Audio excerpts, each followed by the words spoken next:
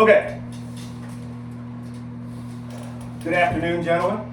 Brock Voorhees here again today to talk to you about your futures. Okay? Everyone in this room here today is here for a reason, right? They're trying to better themselves, move a couple steps forward in life. Has anybody in here ever heard the term that putting on a uniform and serving in the military is like a second option or a last option or a last resort? Anybody ever heard something like that? Yeah. Okay. What I'm here to do to tell you today is I don't personally believe that's the case. All right. I believe serving is a primary option, and for many reasons, and those reasons we're going to talk about today. I speak from experience. 25-year retired Army veteran. There's nothing I'm going to talk about today that I have not utilized myself or gained myself. Okay? So one of the first things we're going to talk about is one of people's biggest stressors in life, right? Finances, money. Okay? Day on. When you're looking at a job, what's one of the most important things you're looking at? How much you're getting paid, all right?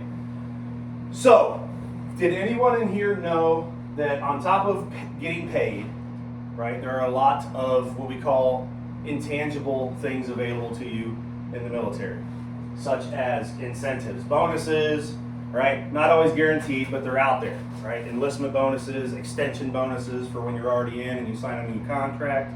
Those can vary from $5,000 to $15,000, even $20,000.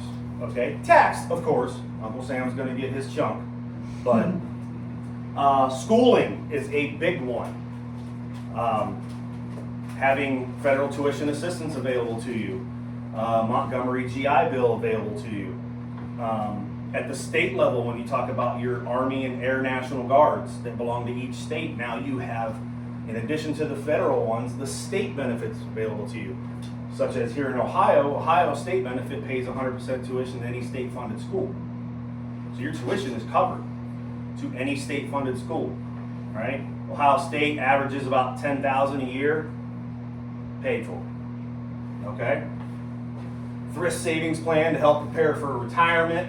VA home loan, which help backs your loan up as well as control your interest rate. Okay. And low or no cost health care. If you're a full-time service member, you don't pay for health care. That's huge in today's world. I know you guys at your age don't think about things like that, all right? But health care for a family can range from anywhere from $600 to $1,100, $1,200 a month for health insurance, all right? Now imagine not having that expense, okay? Skills, right? Employers, what do they look for? What are they looking for, Sean? Experience, right? Experience. We hear that word all the time. And one of the big things is, well, how can I get experience? I'm only 18, 19 years old. Okay? Military offers you a lot of experience. All right? Whether it be in the professional or personal world. Okay?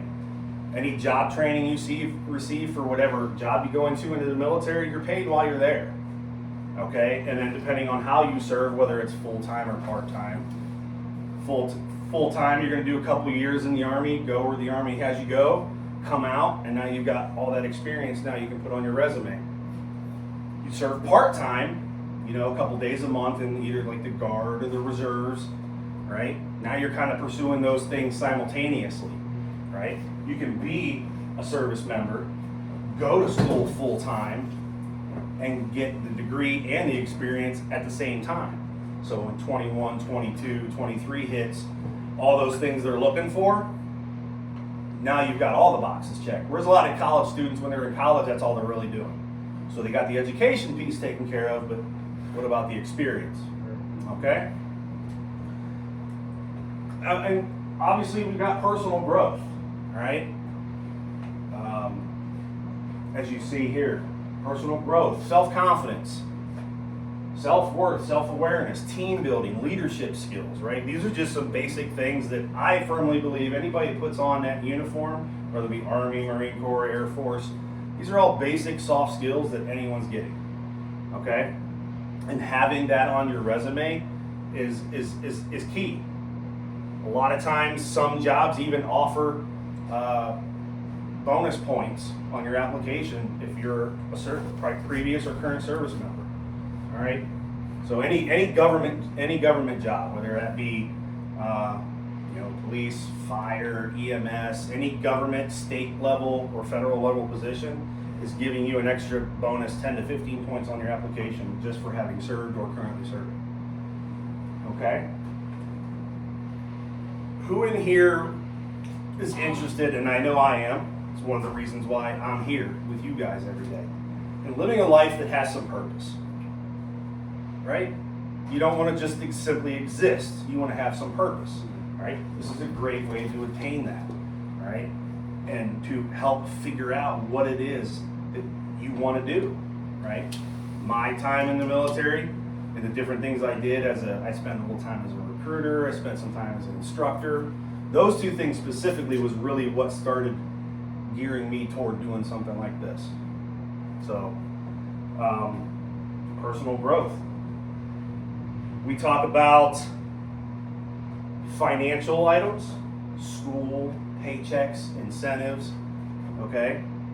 We talked about career, all right? Prepping for your career path, all right? Figuring out what you want to do, building that resume during personal development. That's a big part of what you guys are talking about all the time, right? Resume, how to build it, how to get things on that resume that's going to stand out to an employer. Personal development, okay? Structure and flexibility, right? Military offers that structure, but embedded in that is that flexibility to help assist you in the different paths you might be looking at going on.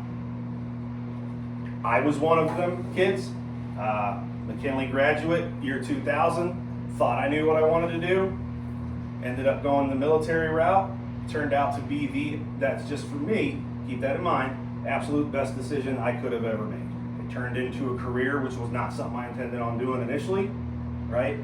And in the long run, allowed me to retire at the age of 44, all right, with a retirement and a pension, and helped me hone in on doing what it is I'm doing now, which is, again, you guys have heard me say it before, exactly the type of work I wanted to be doing. Right back here in Canton, helping you guys, okay?